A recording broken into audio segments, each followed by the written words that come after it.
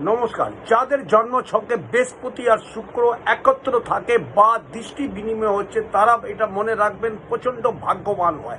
তারা মানে যে কোনো কাজ করছেন, ধরুন উন্নতি করতে পারছেন না, তাহলে যদি ওদের বয়স হয়ে গেছে বিয়ের, চট জলদি যদি ওরা বিয়ে করে নেয় 100% তারা প্রচণ্ড জীবনে উন্নতি করতে পারবেন এবং তার সাথে সাথে গাড়ি বাড়ি সব কিছু নিজের ক্ষমতায় কিনতে পারবেন।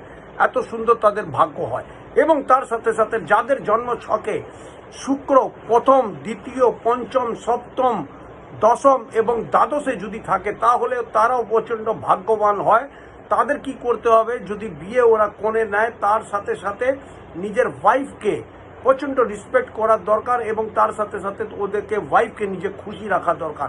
এই ক্রিয়াটা যদি ওরা করেন, ওয়াইফকে সর্বদা খুশি রাখলে কি হবে, শুক্র ভালো হবে। শুক্র মানে টাকা পয়সা, ধান দেন। এটা করলে জীবনে প্রচণ্ড উপায়টা করে